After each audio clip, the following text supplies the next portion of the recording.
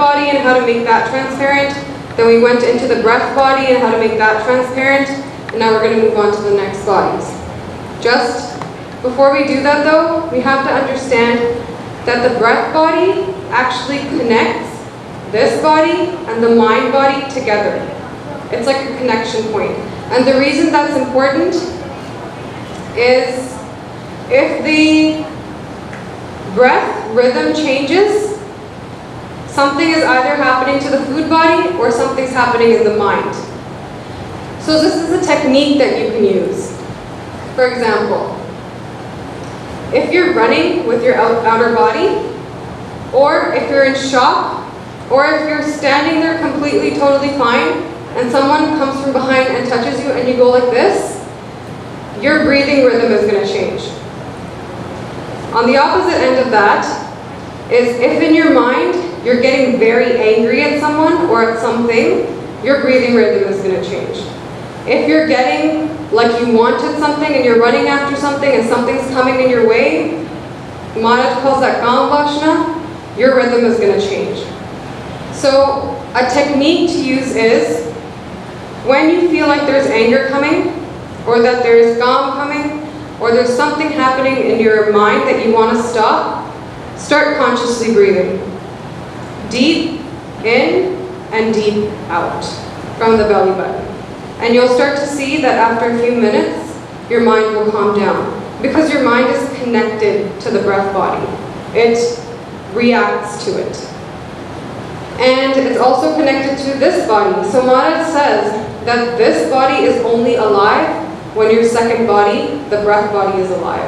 So Maharaj says, Jab lag joban saas hai, tab lag ehu tan deh. Until you have breath, you have this physical body. Once the breath body leaves, then that's where the Sukham Siddhi comes in and it starts to find another body. So not this one. In meditation, so this is when you're doing Simran over here, whether you're doing any type of meditation or dhyan. Once you start going deeper, even if you're using breath control, and even if you're overcome with emotion for Vaheguru, start to see that sometimes your mind will try to stop you from breathing.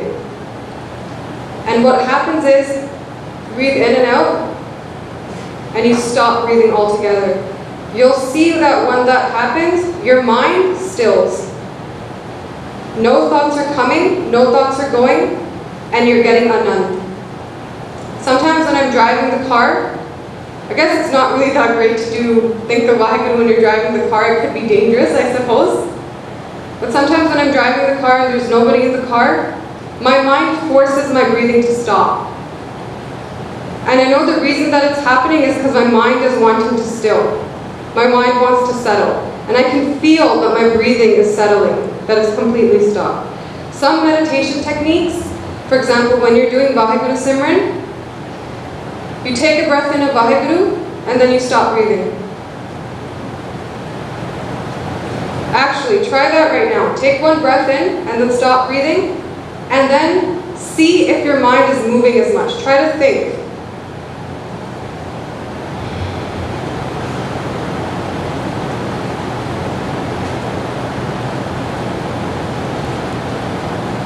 When I stop, did you guys experience it? That your mind is now stilled when your breath stops? So this is a type of technique that you can use that in Simran, your mind is wandering off too much. Take a breath, Vaheguru, stop breathing. For as long as it's comfortable, and then observe. Just the fact that you stop breathing. Take another breath in, think of Vaheguru, and stop breathing. And then go back into your Simran, if you're having trouble with stilling your mind. Alright. So a lot of clinical psychologists use some kind of breathing practice to control emotions. And there have been studies, this is a, just Google Scholar it, respiratory feedback in the generation of emotion. So scientists actually have started studying this now. They say that every single emotional state that we have corresponds to a different rhythm of the breath. There used to be this guy who used to be like a public speaker a long time ago, and he used to public speak to powerful figures. like really rich people, politicians and stuff like that. And the reason they used to call him is like, how do we control ourselves and how do we control the population type of thing? Weird agendas. And he used to say, don't even worry about the emotion. I'll teach you. He used to teach different rhythms of breathing in order to get the emotion. So now scientists are starting to research this. Maharaj always says it like, there's lots of bhaktiyan, I'm really tired right now, but in Gurbani that talk about Pran and how it's controlling and how Maharaj's Simran can happen with Pran and how Maharaj is the Adar, the support of the Pran. So all of this stuff was well known a long time ago, but over time, now scientists are starting to rediscover it. So let's go into the mental body. So these are the three bodies that are now deeper in experience, and we may not have had experiences at this level yet, because or maybe you have, maybe you guys are advanced meditators, and so let's just get into it. The mental body, or the thought body, is where the mind resides. And there's a very common saying in India, you become what you think. Actually, there's a shabad in Gurbani that says, Sukhiye ko pe kya sab sukhiya, rogi kya paane sab rogi. So if you do a reverse from the back to the front of the bhakti, they're saying that if all that you're thinking about is rogi people and how people are unhappy, you start becoming unhappy. And if you're the type that's always seeing the positive in other people, you start becoming positive. Your mental body is built up by how you're conditioning it and how society's conditioning it. For example, how does this body develop? Remember, the food for this body is thought. A baby doesn't have a very well-developed mental body. In fact, there are case studies of babies being stolen and taken into the jungles and being reared by animals. And they bring these children back and try to teach them just one word. They can't do it because they don't have the mental body developed at all. So how does the mental body get developed? Your mom tells you, Papa, Papa, Mama, Mama, I'm Mama, and the mental body starts developing. Oh, Mama, Mama, Papa. And then you start going and going, and now they're teaching you a language. Think about why the mother language is the easiest language to speak, because it's the deepest layer of your mental body. Okay, the first language you learn is the one that you've learned the best. Right? Then you keep going, and then people start telling you, your friends start telling you stuff, society starts telling you stuff. That's why I always say for young people, social media is poison for you. Because social media is conditioning the deepest layers of you. And when you grow up and you want to get out of it, it's going to be a process. So be more careful what you're letting into your mind. Every advertisement, every billboard, every thought of someone's, every language, anything that they speak is imprinting into your mental body. Just like that. Sometimes, you know when you sit down in meditation or you're just not thinking, and a thought comes of something you thought about like 6 months ago. You're like, where is this thought coming from? Or I thought about that like 2 years ago. Where is this random thought coming from? Or you saw an advertisement on YouTube, or you saw something and then it randomly pops into your head, because every single thing, whether consciously or unconsciously, imprints in your mental body. So, someone came to your house, right? Like your neighbor, with their garbage can, and just dumped it, and then left. How would you feel? Free compost. That wasn't the answer I was looking for. Someone came to your house, like your neighbor, with their garbage bin, and they dumped it, and then just left. You'd be like, hello, this is not a garbage dump. You can't dump your garbage here. Start fighting with the neighbor and get out. When someone comes to your house and they dump all of these thoughts at you, these negative thoughts, their political opinions, oh, this is this, their confusions, just dump it. all this garbage that's making it hard for you to go inwards. And you don't say anything. They just took all of their garbage and dumped it on you. So be very careful what you're taking in from people. The saints say, Murkha na naludiya. Maharaj says this, Murkha na naludiya. Don't even bother with them. Ona aas paas na pittiya jin andar krodh chandal. Someone has krodh in them, run away. Because that garbage, you don't want it with you. And then Maharaj also says, Kusangat ni karni. Do not do sangat of those people that don't have allegiance to the Guru, because they're going to dump all your garbage in there. And then all of the effort that the Guru makes to tell you about what Brahm is, to tell you what Waheguru is, to ask for your mind, you take that many steps backwards. So at your workplaces, at your colleges, wherever you are, be a nice person. But you know, whatever I need to know, I'll talk to you about that much, and the rest is done. This is why gossip was considered such a bad thing. Ninda is considered such a bad thing. You're just dumping each other's garbage, creating more garbage into your mental bodies. And then people ask, why am I getting depressed for no reason? Why am I getting anxiety for for no reason? And the reason is your mental body is so unstable. Think about it. When you feed this body, outside one, bad food, do you get diseases in your body? You're eating junk food all the time, you're getting cardiovascular diseases, all of this stuff is happening. Does it get imbalanced? You don't drink water for a day, or you don't eat food for a day, does it get diseased? When someone is consistently throwing bad food into your mental body through their thoughts and their mind, is your body also going to get diseased and imbalanced?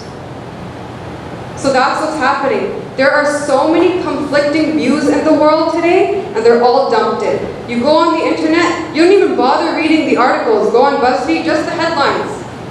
You go on CNN, just the headlines. Dump, dump. Go on CNN and tell me do a ratio of all the negative stories to the positive stories. Do it. Dump, dump, dump. And then the person wonders, why am I so negative? Why am I so depressed and anxious? There's many reasons for it. Depression is a complicated, anxiety is a complicated thing. But this is one of the core things that people are not realizing. I have been inundated with so much that my mental body has gotten destabilized. And it's more dangerous because depression rates are going up. Why? Because the younger and younger ages have access to more and more mental garbage. And nobody tells them, stop. Think about the people of the yesteryears. They don't have access to this much information. Not saying depression didn't exist, but they had a different type of system going for them. More vibrant. Think about all of your grandmothers. They're just a different type of vibrancy and strength. Their mental bodies are more stable. They're able to do bhakti easier. When they say they have Shraddha in the Guru, that's all they speak about, Shraddha. Our bodies are consistently trying to figure out through logic what's right and what's not. Why? Because our mental body is already destabilized. It's this opinion, that opinion, this opinion, that opinion. The other thing that happens when your mental body is destabilized, your manifestation power goes down. Any success you want in the world, whether it's material success, anything, it starts with the thought. And that thought starts to manifest into reality. And those people whose mental bodies are destabilized, they'll think, I want to do this, then it won't happen. You think, like, I want to do this. I want to put my full effort into it. Next day, it doesn't happen. But then look at those people who have stabilized mental bodies. Bill Gates, Steve Jobs, they took one thing that they wanted, and they pushed, and that's all they thought about all day long. They had harmonious mental bodies, and look what they manifested. A long time ago, yogis, they would manifest a lot of crazy things just by thought. And their entire meditative practice was singling, unifying the mind, unifying the mind, unifying the mind. Guru Nanak Dev Ji is trying to do that with us. They're like, you can manifest your emergence with Vaheguru. Give me your pointedness of mind. But our minds are destabilized. So be careful what people are throwing into you. Be kind to people, but speak less. And stop the gossip, stop the extra talk. It's not doing you any good at all. If you're serious seekers, and even if not that, if you want to help your mind get a little bit happier and free, you need to stop the garbage coming in. People ask me, Jasmine, I sit down in Simran and my mind just won't stop. I'm like, yeah, because you have mental diarrhea. You ate really crappy food, some kind of bug was inserted into you, some kind of virus or bacteria, and now in the morning you're having mental diarrhea. So if you don't want mental diarrhea, you gotta eat the right foods. Is that clear? Alright, where are we going? Alright, so actions for transparency of this Manomay Kosh. Deeper levels of experience are only going to happen if you can really work on this body, the mental body. Serious seekers have to come into, it's called Anusasan. And this is what Guru Gobind Singh Ji meant by Rahat. Rahat wasn't supposed to be an enforced chore. It was supposed to be a way to put your mental body into control and stick it there. So now that it's in your control. All of us are slaves to our mind. Anusasan and Rahat makes it so that we're the master of the mind. So, harmony of thoughts is what you need for the mental body. Opposing thoughts cause confusion and individual thoughts lose manifesting power, like we talk about. You do one step forward and a couple backwards. So this is what happens. You go to sleep at nighttime at 10 and you're like, you know, tomorrow I'm going to wake up at 4 a.m. You set your alarms, you do everything that you want, and you're determined that it's going to happen. And you sleep there at 10. You're wondering, should I just check one more message on WhatsApp? I think the phone was a little ringing. And then you just peek over a little bit. You're just peeking and peeking. It's about 11 o'clock and now it's getting more difficult to sleep. No problem. Still going to get up at 4 a.m. 4 a.m. comes along and the alarm starts buzzing. Snooze 1, snooze 2, snooze 3. You know what? I'm not even going to be able to do Simran properly if I'm tired. I'll just wake up at 8. It's better to have quality. This is how your mind starts thinking. You're like, I'll just wake up a little later. 8 o'clock comes, 9 o'clock comes, I gotta do a shnan first, and I gotta eat. Oh, it's 10 p.m., it's 10 a.m.? Yo, but you know, you're only supposed to do nitnem in the morning, so I guess I'll just do it tomorrow. The first thought didn't manifest. The second thought didn't manifest.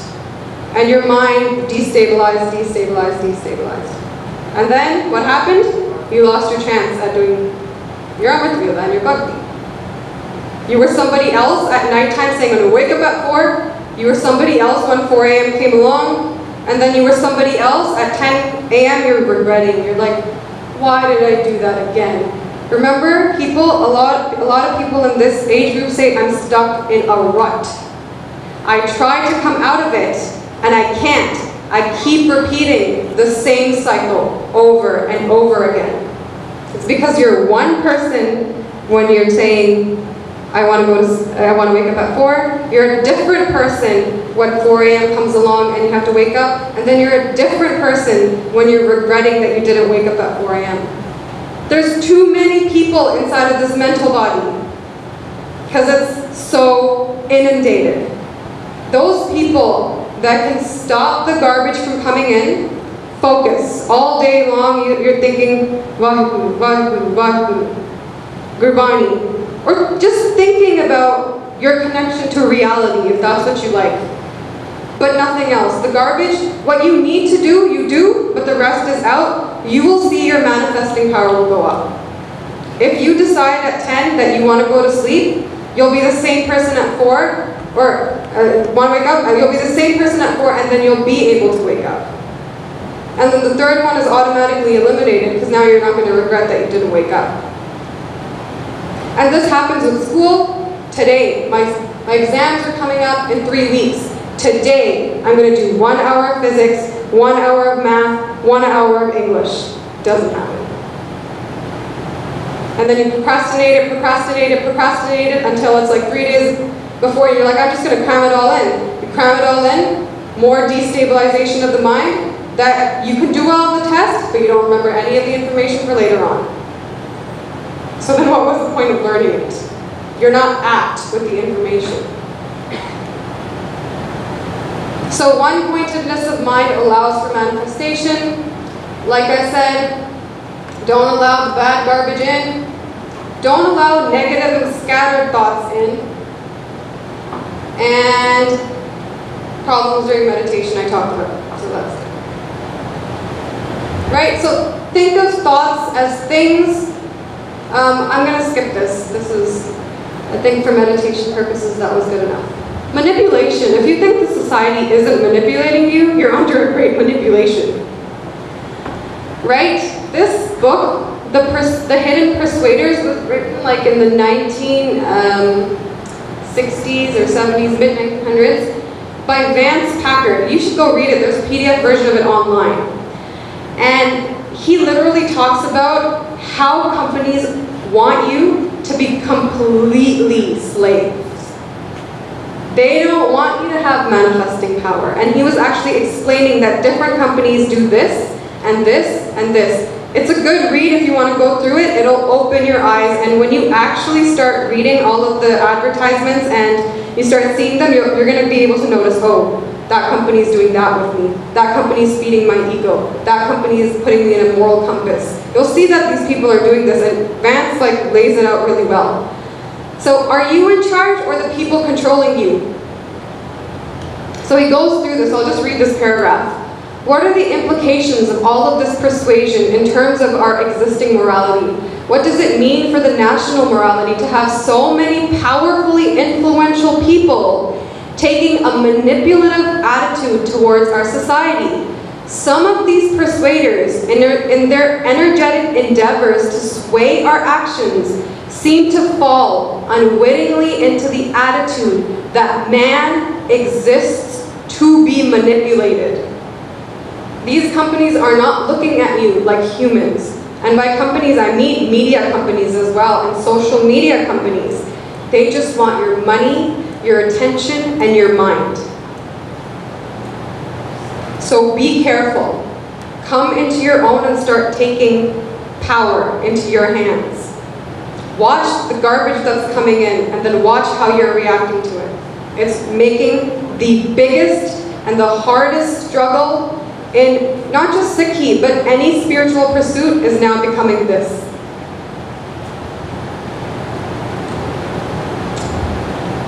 Actions for transparency. Keep your life simple. Keep your life simple.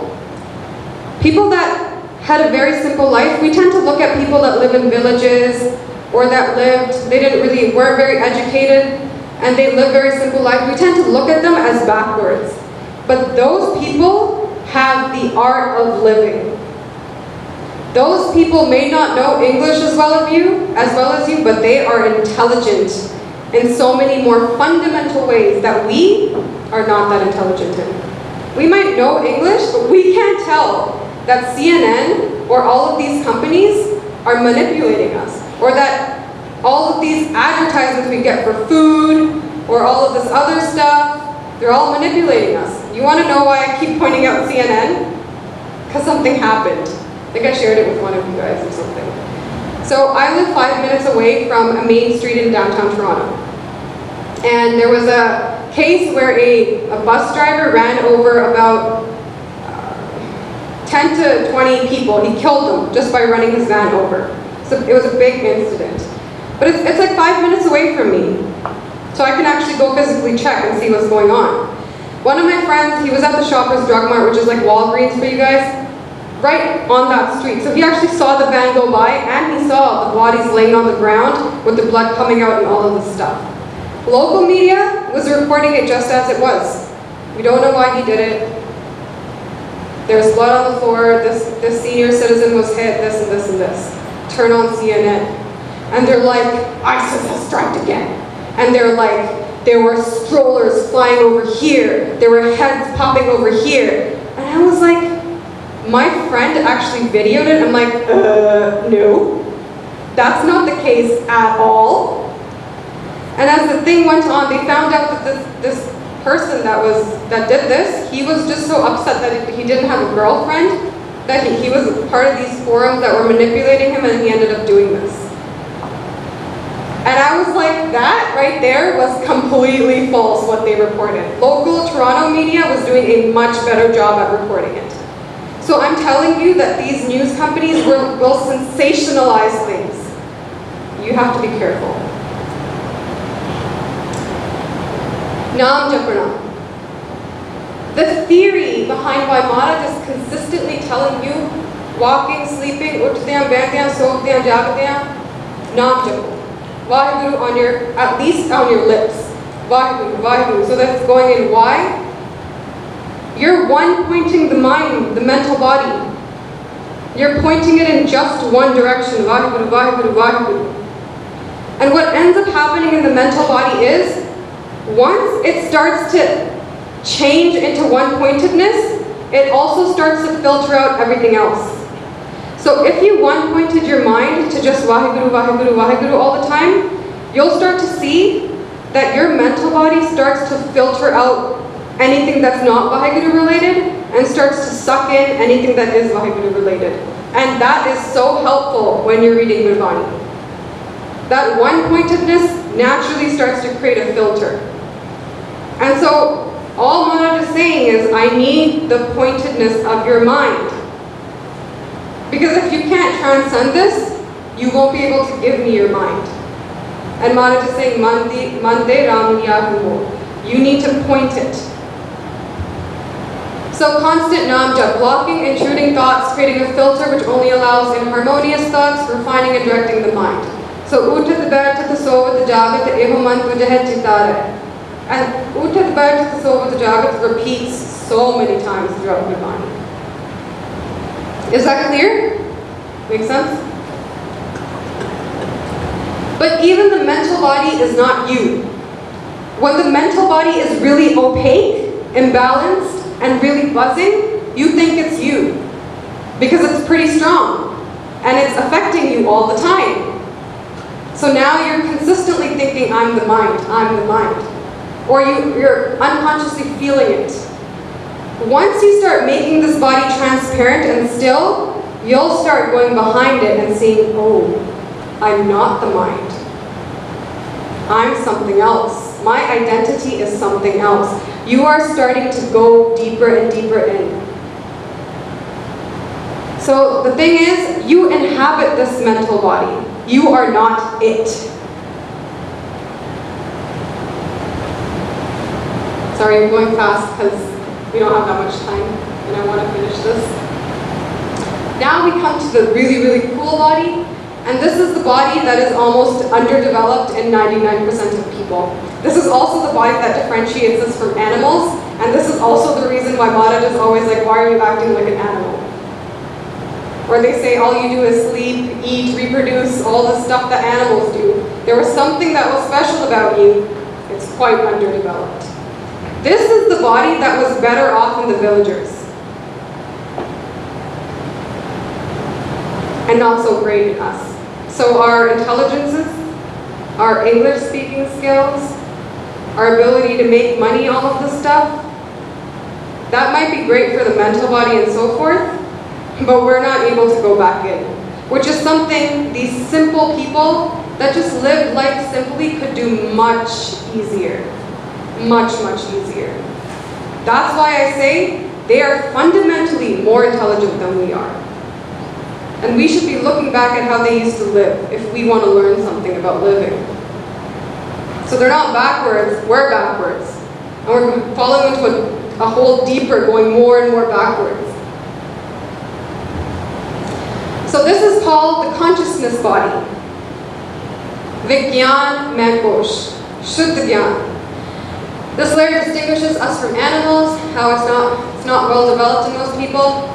This layer, to access it, it requires a mastery of mind. some type of mastery of mind is required, because remember when we started this discussion, you can only access the next layer really well if the first one or the preceding ones have been cleared up first. To access this layer and strengthen it, you need to have some mastery of mind, which means that when you're sitting in meditation and you're waking up in the morning, you are working on that mental body to master it so that you can access this one. This is where the person jagadae. Jago, sikho jago. How many times does Maharaj tell us jago? Kusutta pe jago. Jagrana happens here. But it requires some mastery of mind. So if you're doing all of this tapasya and sadhana and nothing is happening, it's because even if you're doing the sadhana, something is entering you. So you're taking one step forward and you're taking 2 steps backwards. And so you're not progressing. Back in the days, people used to actually go out for 2-3 years, even as grihastis. They used to leave their house for 2-3 years, and they used to stay with enlightened beings or with other gursikhs that are meditating. And they stayed in very closed encounters because they wanted to completely master their mind. Just one time they wanted to master their mind, so that they could have access to this, they can go back, and now they can start doing deeper level meditations. I hope that becomes an opportunity for the youngins here. Maharaj Kirpa, that happens. I really want it to, and I think there's a movement going for that to be set up. But you really need to be in anusasan, drilled mind. And this isn't just for spirituality. You'll be a stronger person in society. You'll have a voice. People will listen to you. Your words will matter because your mental body is stabilized.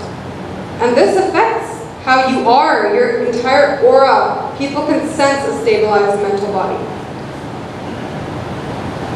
So, sometimes this body, you can get a glimpse of it when you're shocked or when you're in a really utter sort of relaxation state. Not through drugs, but through just get by, I would say.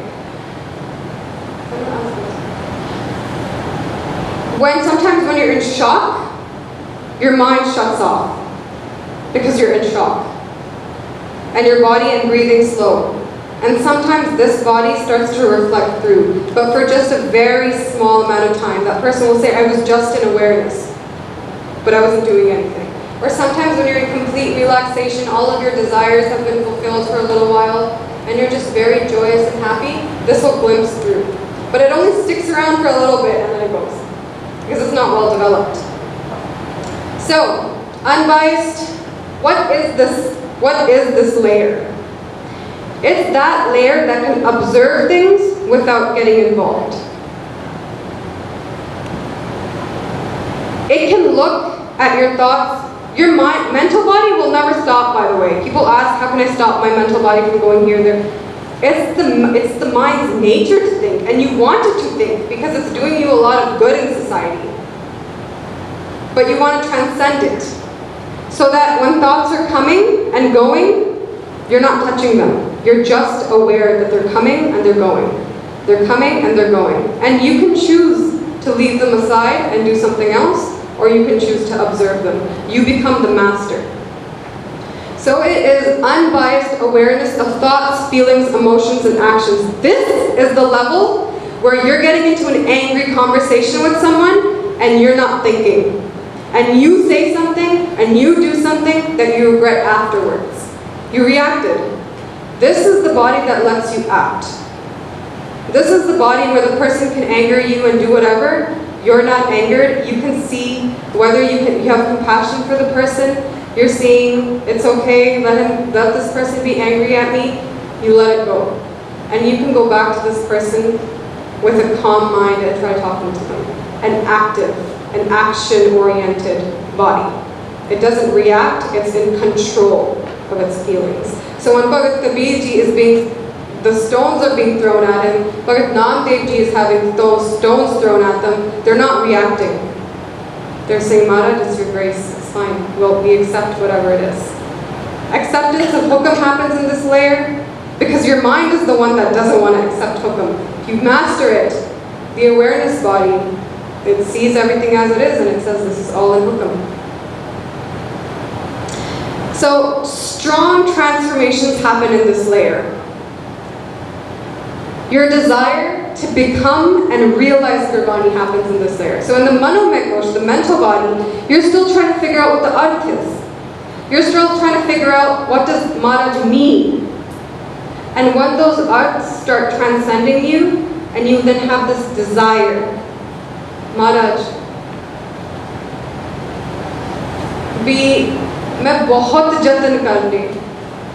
I've tried so much and I haven't had your darshan. This is the body that allows you to have that real, true desire to meet Vaheguru. It's unbiased, it's an absolute, real desire to meet Vaheguru.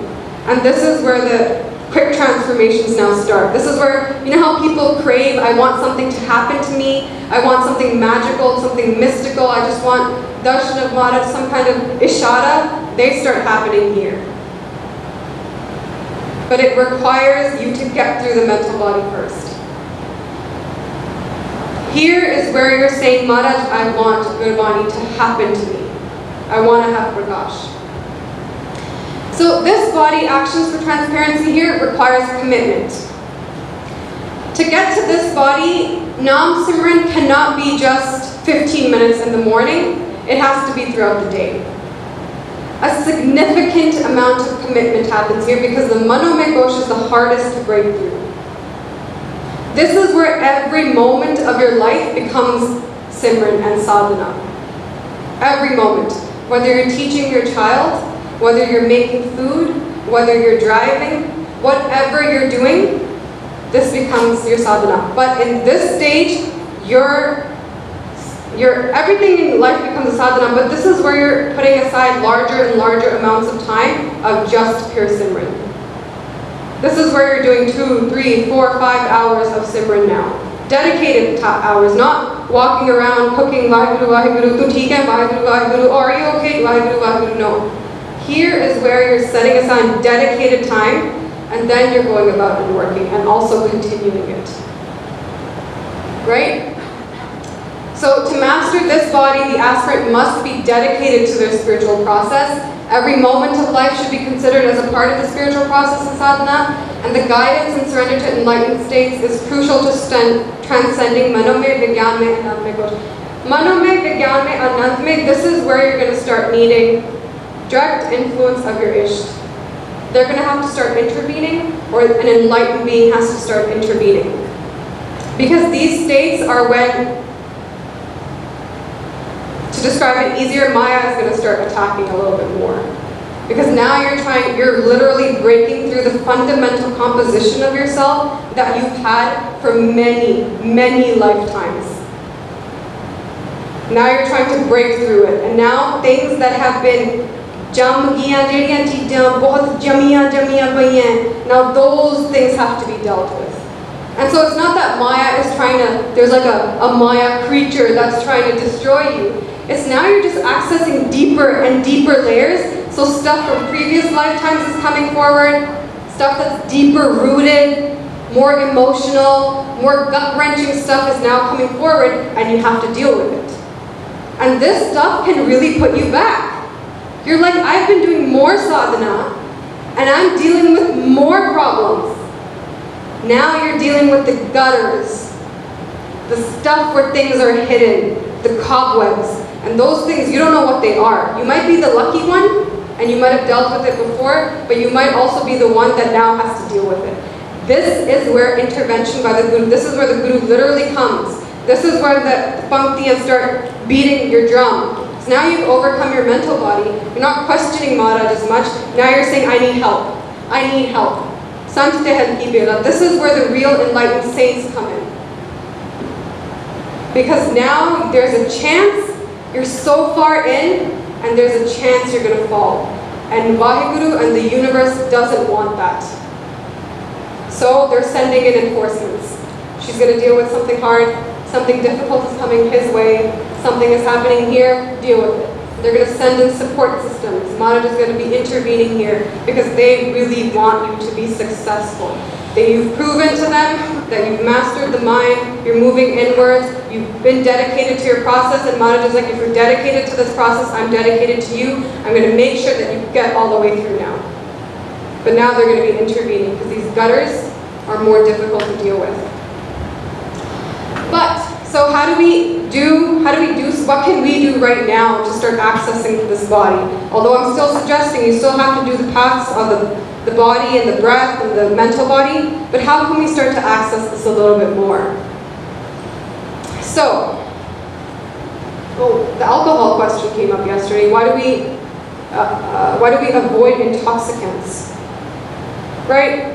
The reason we avoid them is because they destroy this body. Intoxicants are nice and they feel good too because they temporarily shut down your mental body. But in that shutdown, they also shut this down. So if you ask somebody who's intoxicated or who's been on heroin, cocaine, and they say it feels great, and they say, were you aware of the greatness? They're like, nah, I just felt great. I was just in complete, I was just gone. So they had all of this blissful feeling, and they just weren't even aware that it was happening to them. It was just a very shallow type of experience, and then it vanished away. So that's why intoxicants and alcohol, Maharaj is like, it's not going to do you very good because it's going to give you a false sense of what bliss is. And then you're going to think that's what bliss is, and that's what you need to be going. Where Maharaj is saying you haven't even transcended this body.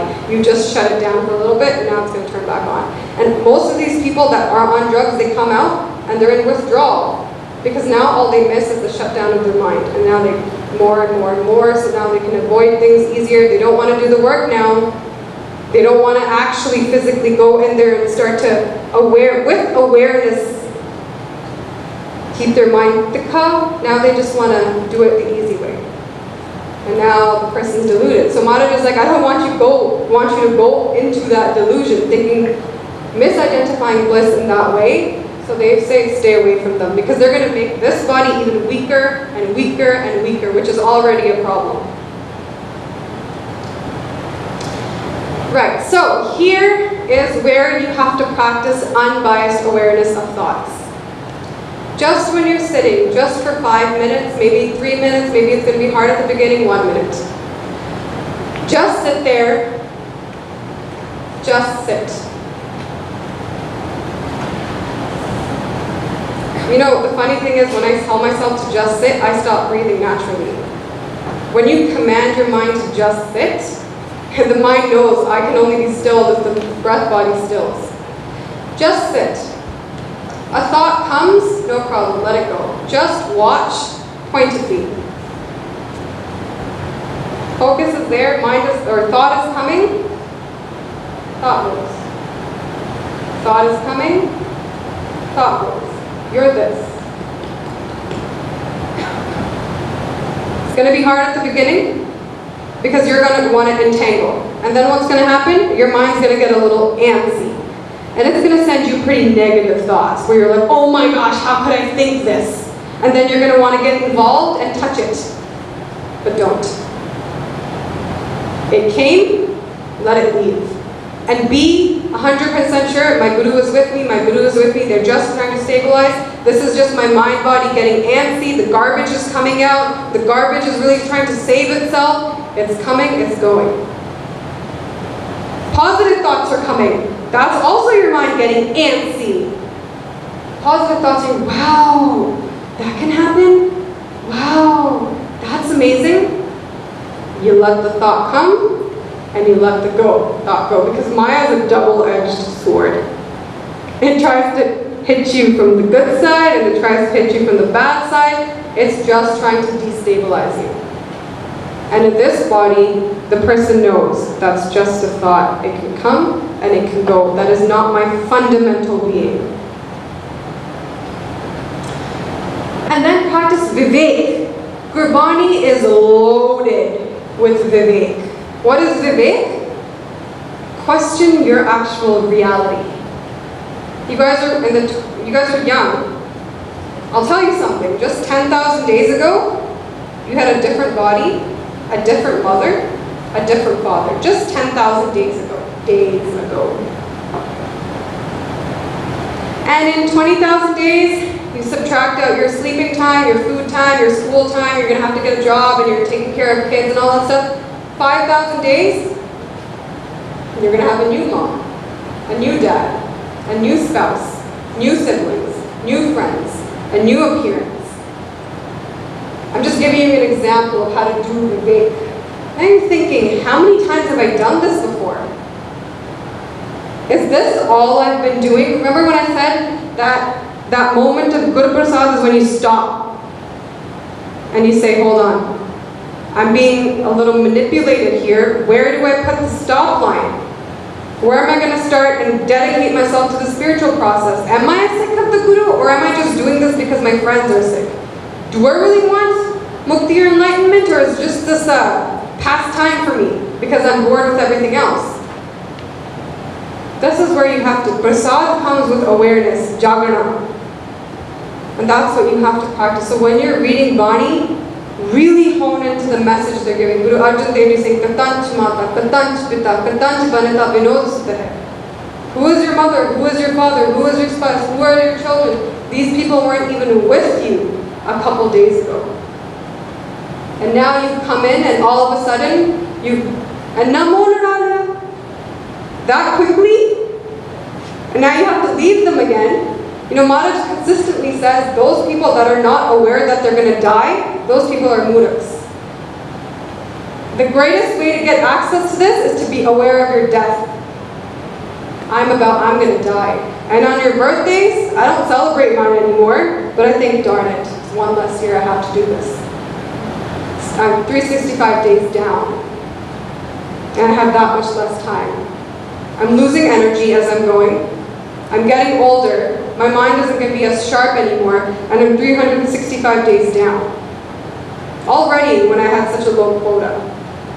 This is where Vivek starts to come in, and you start to make decisions for yourself. Say, I need to do something right for my life. And Dhyan, this is, you have to continuously do Dhyan, but here Dhyan changes just a tad bit. Here it's Savdhan Ekagrajit. Here the Dhyan is completely observational. Vahguru, Vahguru, Vahguru, Vahguru, Vahguru, Vahguru, and you're entering, but it's completely aware. There's no murcha, there's no laziness here, there's no, I'm sleeping. That doesn't happen. Completely Savdhan. Some of the saints, what they used to do in this stage is, I know Baba Nand Singh Ji, he would take his hair, tie it to a tree, and he would stand on a branch where there's a pool underneath. And if he's going to start falling asleep, the branch is going to pull him back, or he's going to fall down. They went through this so that they can get access to these dimensions. This is not ritualistic Bakhand. They're understanding what's happening on the inside and how they have to control it. They need anusasan somewhere. So they do it, beparwa, whatever people say. But the gurus did bakshish on them. They want prakash, so they're doing whatever they can.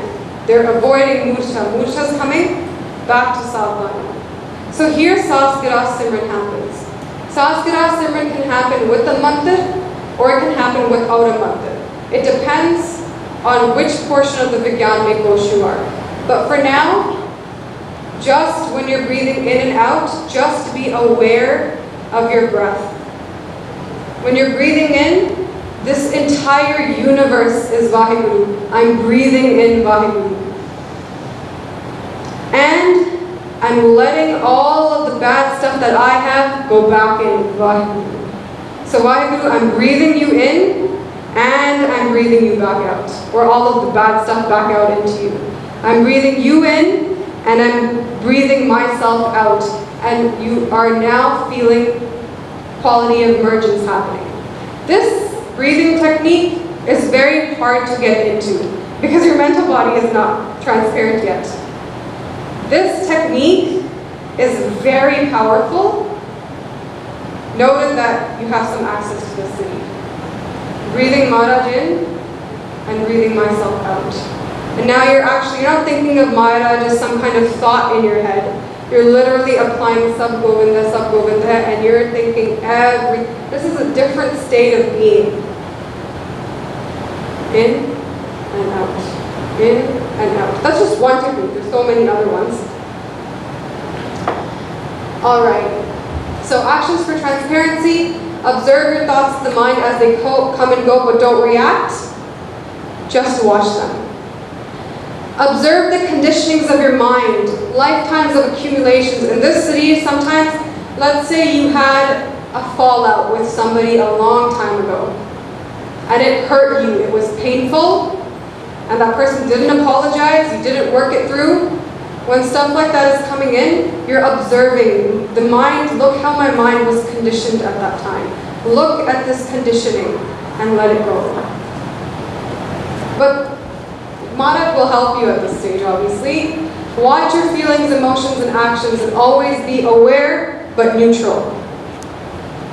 Act, do not react. Practice Vivek. Use the teachings of Gurbani to understand what's real and what's the illusion.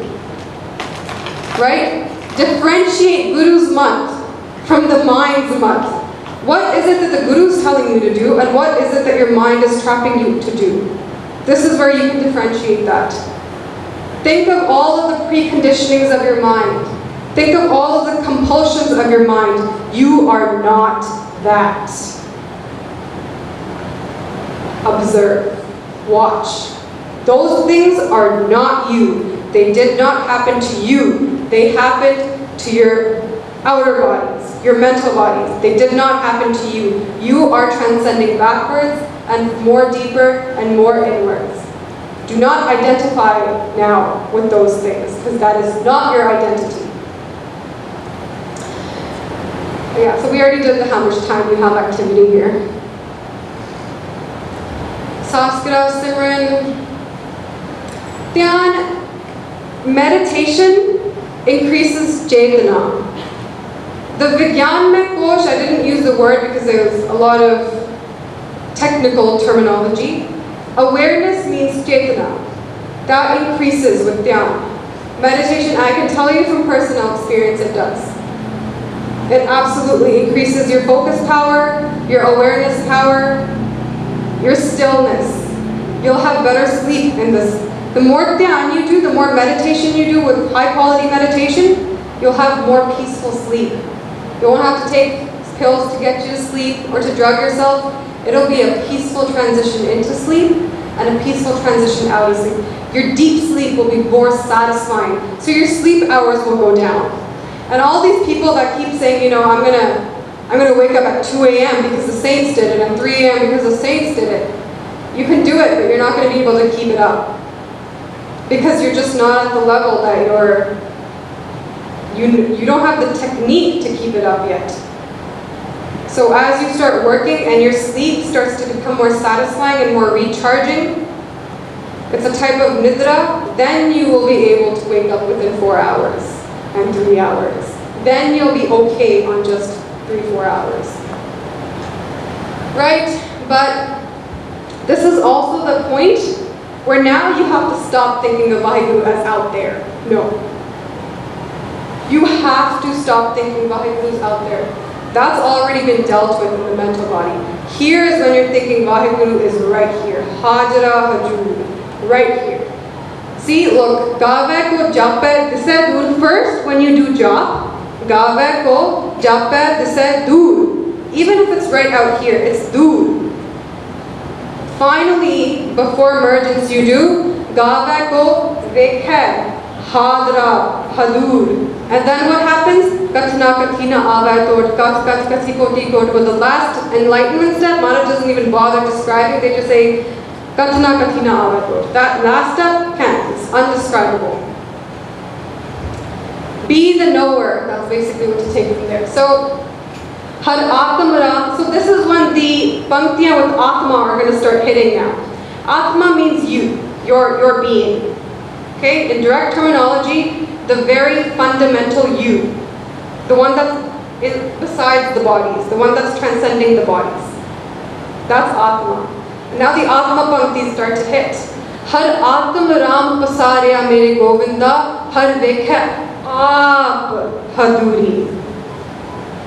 This aap haduri jiyo.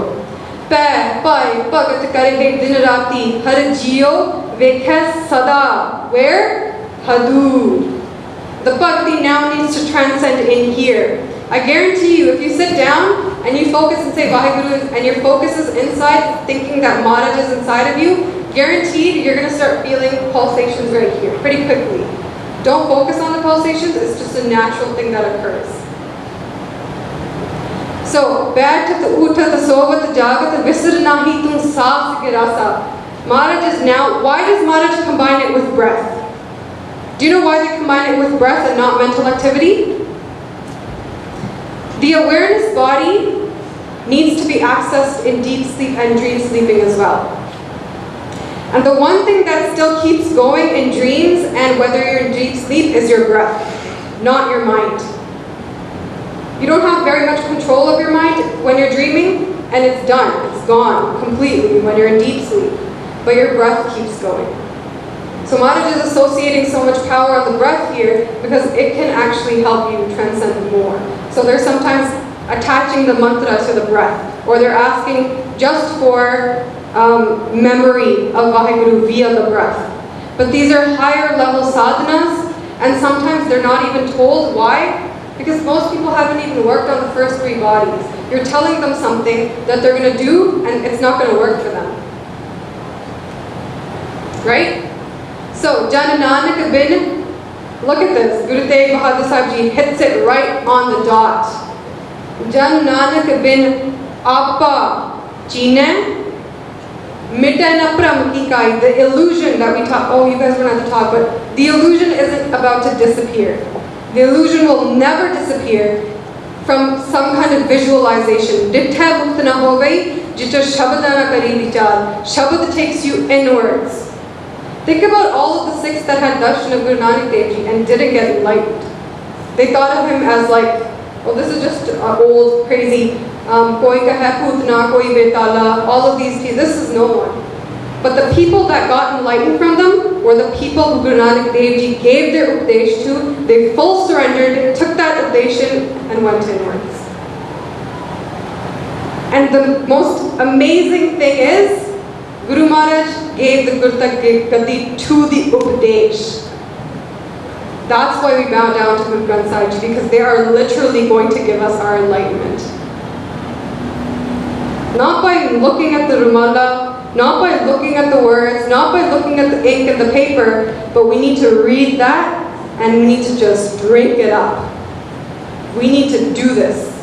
And we need to purify our minds so much that when Maharaj says something, it just goes in smoothly, without any desire for, I don't understand how this works, I don't really believe this pankti, but I believe this pankti, I don't know if I really agree with this was, the first part wasn't that great, but I really like this one. No, you just drink it in its entirety. Right, so it's quite clear that Maharaj is saying that the transformation needs to be here. Now, this is the cool part. The very, very cool part. As long as you think that you're in awareness, that means your Vigyanmaya Kosh hasn't developed yet. It's on the path to developing, but it's not. As soon as you start feeling anand and bliss, that means your Vigyanmaya Kosh is getting developed. It's levels of development now. How so? This Vigyanmaya Kosh is really the only body that can truly, truly get transparent. Remember how I was saying that we need to make our outer body, our subtle body transparent by eating the right foods? But even if we eat the right foods, it doesn't actually become transparent, does it? You can't see through it, it's still opaque. Yes, it purifies out quite a bit, now we want that. The only body that's actually really capable of becoming fully transparent, where it feels like it's not even there, is the Vigyanmaya Kosh. And once the Vigyanmaya Kosh is transparent, the body right behind the Vigyanmaya Kosh is called the bliss body. When you have a well-developed consciousness body, you don't feel that you're conscious. You actually feel bliss coming through because it's transparent. For example, if that door was full length and that glass was really, really clear, it's so clear that all I'm seeing is a tree on the other side. I'm not even recognizing that there's a glass there, and I might walk right through it and then do like a hit like that. But because it's kind of dirty, I can kind of recognize there's a glass there. So the awareness body works as it has the most capacity to truly, truly become transparent. So when you're sitting and sometimes you feel anand, it's because you're accessing that Vigyan Kosh has cleared a little bit and the anand is shining through. But it only lasts a little while because it's still kind of dirty. Right? So once the consciousness body is made transparent, the Anandamay body shines through, just as it is. Only the Vijnanamay body can truly become transparent. The preceding bodies are more opaque by nature. A person in a purified consciousness body does not realize that they're actually conscious. They only experience Anand, complete bliss. Right? When you meditate and your mind becomes still, but you're savdhan ekagachit, right? Maharaj says aware. Savdhan ekagachit in your meditation and you're transpressing your mental mind. Fir ki hoga? Anand, anand, anand. Right? So then you will not know that you're not going to physically know I am aware. That's when you're working on it. Once it's actually gotten to that point, you're going to just experience bliss. So do you see how Maharaj is now saying Ananda? All of the things are now, the pieces are coming together. Are they coming together? Yes. Yes? Are you guys bored? Is this helpful for you guys? Yes. Okay. I'm giving you guys my heart. My heart. So please take care of it. The Anandamay Kosh is called the bliss body. Don't work at the composition description. The experience of bliss. Keep in mind, the experience of bliss happens here. And I'll tell you why that's going to be important after. The experience of bliss happens here. There's no need to purify this body. This body is the body that is naturally pure right from the get-go. For many, many lifetimes it's been pure. It doesn't get dirty. This body is also the closest to oneness, but it's not quite there yet. The Ananda body is the closest to oneness, but there's not. Something's missing. There is no opposite to bliss, so this Ananda doesn't feel like happiness or joy. Happiness and joy have elements of Ananda in them, but because happiness and joy change into pains, it's not full Anand, it's not pure, it's kind of mela Anand, if you can say it. This one is where oneness is starting to get penetrated. So do you see how you are actually doing the emergence process through this? Do you see how Maharaj's tech, what they want you to do? I know Maharaj doesn't explain it like this, because that's why they said you need to go to those people, you need to learn this, listen to kathas. Unfortunately, kathas have just been about Anandamay cities and nothing really more, and they're not really digging deeper and deeper, and that's why we need prachariks that are well learnt, that have kamai themselves. And so I can't only do it, you guys have to do it. I can't keep coming back to New York. Somebody here has to do it. Be the learned person. Go out there and do prachar correctly. Not just for the sake of making money. You're doing prachar of satya, of the truth. And if you don't know what it is, you're lying. As much as you like it and you say I'm doing seva and so forth, yes, that's good to a point, but if you're going to put yourself in the position of giving explanations of Gurbani, which is written from the perspective of Brahmanis and enlightened beings, you need to know what you're talking about. Because then you're going to be doing a disservice to people that are listening in the Sangat. Right? So look how the tech just works. And now you are transitioning slowly into oneness, but something is still missing. The genius aspect is that this is called the bliss body, not just bliss. Why is it called a body? Because when you're sitting there in meditation and you're experiencing tons and tons of bliss, you still sit there in bliss and realize, I was experiencing the bliss, and you come out of the bliss and you realize you haven't merged yet. Mergence hasn't happened. You were sitting in a body and experiencing bliss. The bliss body. Remember how we've always gone through the bodies and said you inhabit the bodies, you are not them? That's why it's called the bliss body. So this is the cool part. This is the part I wanted to get to. Oh, before we actually get there, the reason you're always consistently searching for happiness and joy and bliss, remember that was the first thing I asked you on the first date? You're consistently, I just want to have fun. I just want to be at peace. I just want to be in complete, bliss. I don't want to be in, pain all the time. Why is it that? Because other than the Brahm consciousness, your first identity is with the bliss body. You innately know that there's bliss somewhere. But the other layers have become so opaque that now you search for the bliss that's inside. The bliss that's inside, now you search for it outside. And it's all because you're trying to just go back to your core.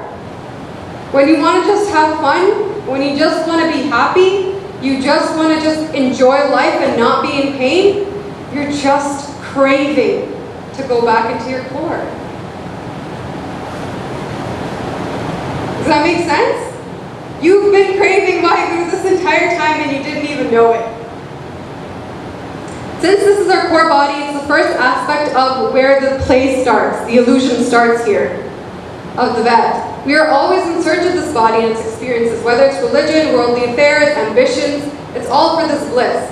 When overlying bodies of consciousness, thought, energy, and physical elements are impure, then we start searching for this body outside. And I was going to explain this huge philosophy here, which I don't have time for, so remind me next year to do it because it is bomb, but I don't have time. Anyways. So how do we experience Anand in our daily lives? Oh yeah, this is what I was supposed to do, but anyways, next.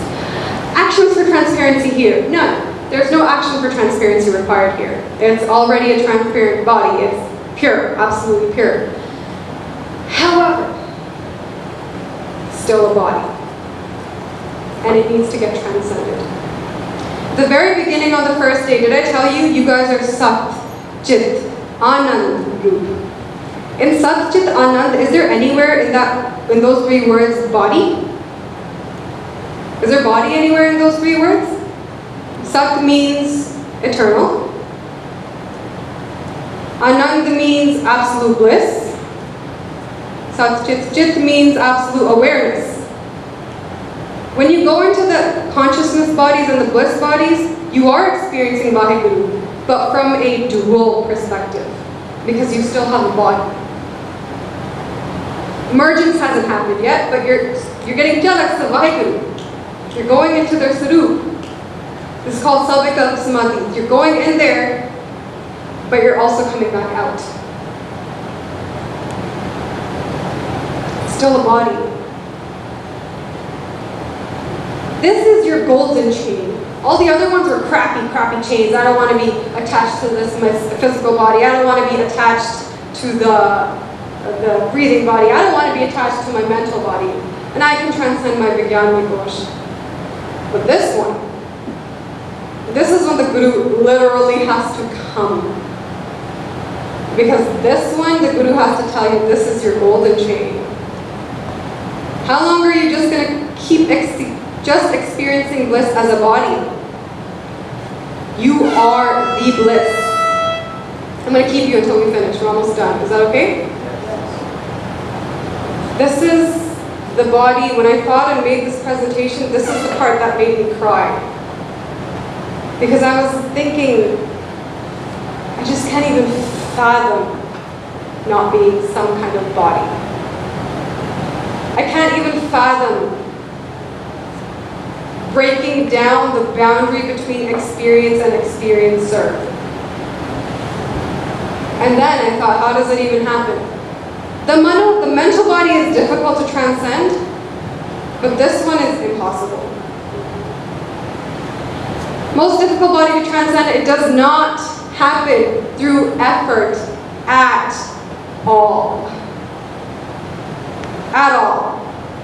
The bliss body, you cannot transcend it with effort, no matter how many lifetimes of effort you do.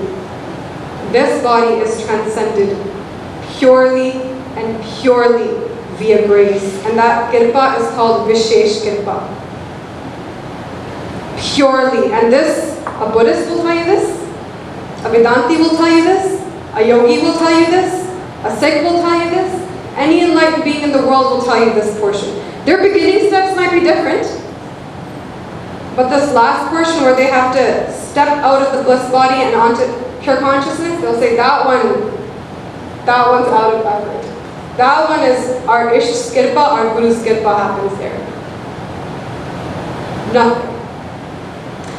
Although there's no opposite to Anand, there's still duality here in the form of experience and experiencer.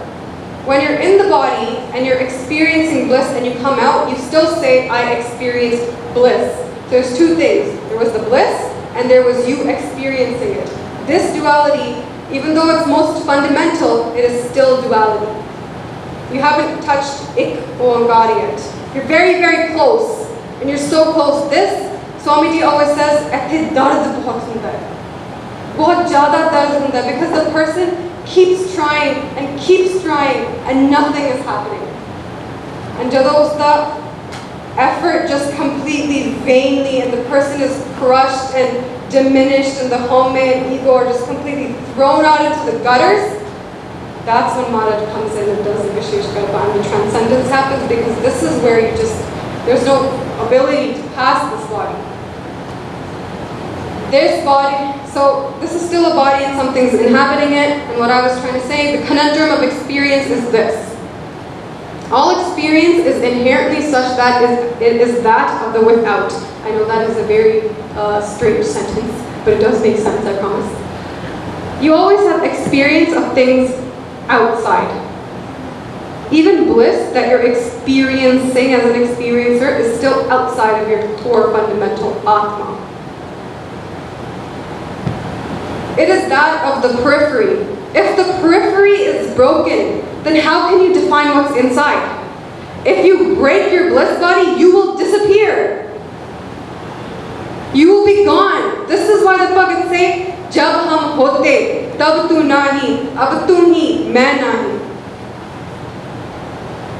So, if you break this periphery, which is the bliss body, how are you going to define what's inside? That's why Vaheguru says, you can't. Because Vaheguru is Sarva-vyapa. There is no periphery. Paravar. To rahata, right? Aparavar. When the objects of experience, when the object of experience ceases, the experiencer ceases as well. Where the bliss body, the body is gone, the experience goes away as well. How are you going to define what's inside if there's no body defining it? When you transcend even Anand, then you will not remain. You will not remain. There's going to be something there, but you will not be there. You won't be able to define it, which is why enlightenment is always defined as Vismad, Vismad, Vismad. There will be something, but it won't be definable. And this is where Guru Nanak Dev Ji says, Nanak Apekshana Kararasad. This one is impossible to describe. That's why, Vah. It's the experience of Guru Nanak Dev Ji coming out. Not the description, because it cannot be described. Vah is coming out. Guru. How do you know if you're enlightened? If you're asking the question, you're clearly not. Right? It's like, how do I know I have swag? Well, if you're asking the question, you clearly don't have it. As long as you're experiencing something, you are not enlightened yet. Okay? As long as you are experiencing something, whatever it is, love for Maharaj, experience, consciousness, anand, as long as the duality of experience and experiencer is happening, you're not enlightened yet. Whatever is within experience, you must transcend it. As long as you remain, you are not. You must transcend individuality. You must become a nobody. That one fell, but that was my hit point. You get it? See what Maharaj is like, you gotta become a nobody? Yeah, you literally have to become nobody. Nobodies. You like it, right? It's good. It's good, right? So here they are. जब हम होते तब तू नहीं, अब तू ही मैं नहीं.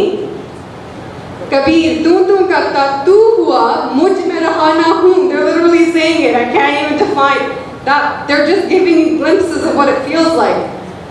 जब आपा पर का मिट गया, जब देखो तब तू. It's all just you. And even you is a difficult word. It's a majburi to use you because in that state of enlightenment, you can't really define what is you and what is that. It's just Visma and Visma. There's no body there to define it. The goal of your being, all of your prep work, all of your sikhi and sadhana is to transcend all steps before the bliss body. All of the work that you have to do with this body, your Brahma energy body, with your mental body, your awareness body, that is within your effort. Right? People ask me like, what is Anand, or what is Kirpa, and what is my effort? Right? Transcending the first four is within your effort. The last one is not. The bliss body is not. So think about how Gurbani is set up. How many of the lines in Gurbani tell you to do the prep work? Do the Simran, do this, do this, do this. How many of the lines tell you about the experience of enlightenment and emergence? Little. Because they're quite literally showing you the ratio of what you have to do. You have to do your prep work. There's no other way to it, right? Kathni kahe kahe se muhe so prabh dur nahi prabh tu hai. Maharaj is saying it's true, so prabh dur nahi prabh tu hai. But you're just going to say this? People are just going to stand up at New York camps at the stage and just tell you this stuff? Kathni kahe kahe se muhe. So then you're going to tell this to other people. Yeah, I learned that I'm actually Vaheguru, I'm the one that disappears and all of this. And then you're going to end up dying because you didn't do the prep work and it didn't actually happen to you? That's what Maharaj is alluding to here. Kathni kahe kahe se muhe so prabh dur nahi prabh tu hai. Sab jag dekhya maya chaya nanak gurmat naam te aaya. Until you do your work, you listen to the Guru's updesh, you do your Naam Simran, and you start following, purifying your mind, giving your mind up to the Guru, this is just going to be a story for you. Nice story. A really cool, interesting story. But still, story. Because when you die, it didn't transform. Nothing happened. And all of the stuff that you learn now is just washed away because now you're entering a new body.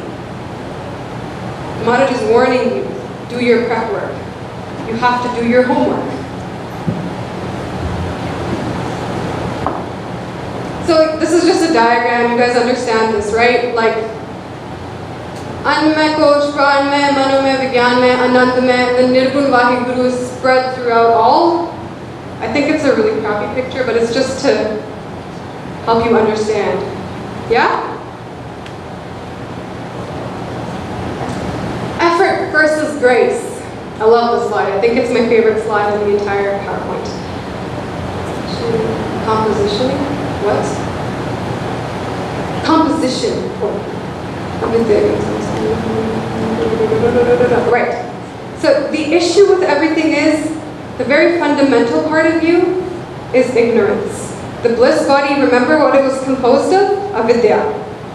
Ignorance. Your most fundamental is ignorance. And Vaheguru is consciousness. Sat Chit Anand. That is such a difficult transition to do. right? You are, the most fundamental ignorance is that you think you are a body. That's why the bliss body is the very first body. The very fact that you think you're a body is the fundamental ignorance. That's why the very first body, the bliss body, is composed of avidya. Because a lot of people ask, why is it composed of avidya and called the bliss body? Because your very fundamental ignorance is the fact that you think you're a body. Right? You are pure Satchidanand, only and only eternal blissful consciousness. All effort is until the fifth body. Transcending the fifth body is only through the grace, Vishesh Kripa. All efforts at the step are futile.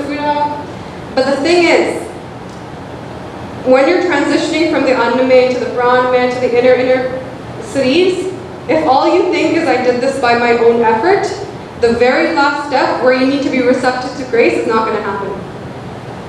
The very last step is a full surrender where you have to say it's only your Kripa. But if all throughout your efforts, you kept thinking, oh, I did the effort, the very last step is going to get hard, where you have to get out of the body.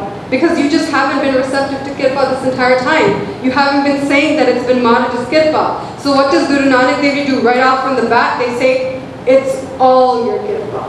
Whether I transcend this body, whether I transcend my energies, Tu mera Vaid Guru Govinda.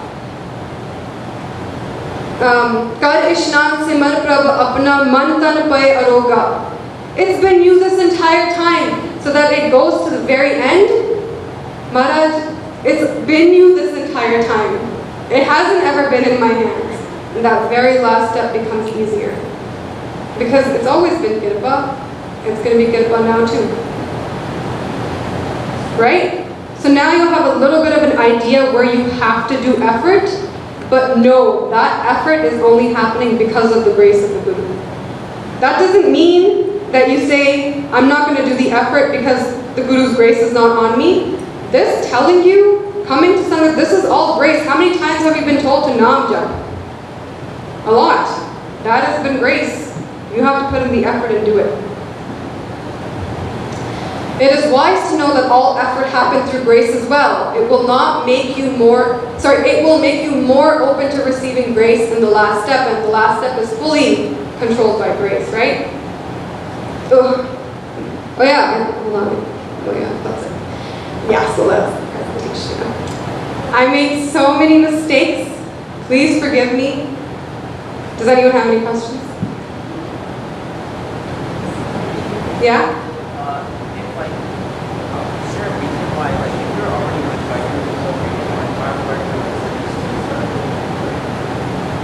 So, okay, when you leave this body, you're still leaving with Anandamaya Kosh, Vijnanamaya Kosh, mental body, and your Pranamaya Kosh intact. Right? You leave it and then you come back into a new body. It's because you haven't transcended the illusion yet. Right? So it's not that Waheguru is sending you back. You're going intact with your bodies. Now, a little child asked me that question in the other group. The illusion is set up in such a way that the biggest illusion is that right now you think you're a body, even though right now you are Waheguru. So the fact that you're thinking like, why is Waheguru doing this? No. All of that is happening in a dreamlike state. This entire game, Tegh Bahadur Sahib Ji says, Jo supna arpekhna aise jag ko jaan, inmein kach sacho nahi nanak bin bhagwan. All of this is happening within an illusion. And all Maharaj is saying is wake up, wake up. Because when we're dreaming, we think it's real. We think the nightmare is happening to us. We think the good stuff in the dream is happening to us. But when we wake up and say, well, that was entirely fake. Just like that, Maharaj is saying, wake up, wake up, wake up. All of this was just fake and an illusion. And for many lifetimes, oh, drid ho gaya, drid ho gaya. Yeah. Well, the answer to that one is, if you're going to ask me that question, I'll be like, yeah, why did you do it? You're asking me, why did God make this entire kale up and do this? I'll be like, yeah, tell me. Tell me why you did it. Yeah, me neither. So all of you guys are God. I'm going to ask you, yeah, why did you do all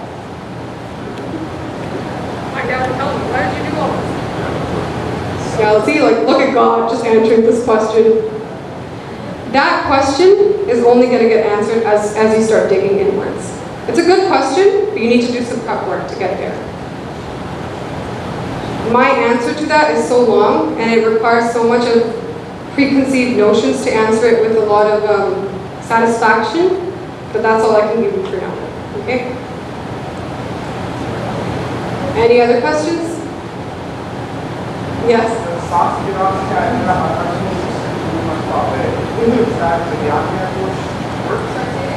The Shabbat, the Sadgur ka jo sacrifice wo pad ke upar naam, wake up in the morning and start mixing it, right?